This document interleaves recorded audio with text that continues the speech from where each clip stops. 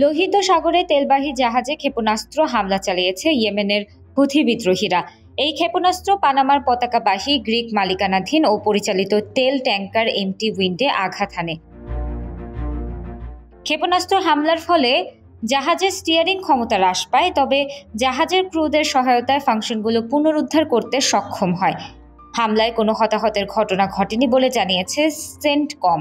গাজার বিরুদ্ধে ধ্বংসাত্মক যুদ্ধ বন্ধে ইসরায়েলের উপর চাপ সৃষ্টির চেষ্টায় লোহিত সাগর ও ইডেন উপসাগরে বাণিজ্যিক জাহাজে কয়েক মাস ধরে হামলা চালিয়ে আসছে হুতিরা।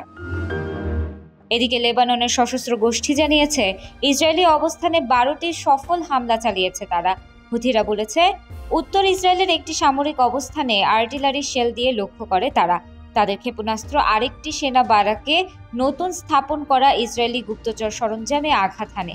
তবে এটা নিয়ে ইসরায়েল কোনো মন্তব্য করেনি।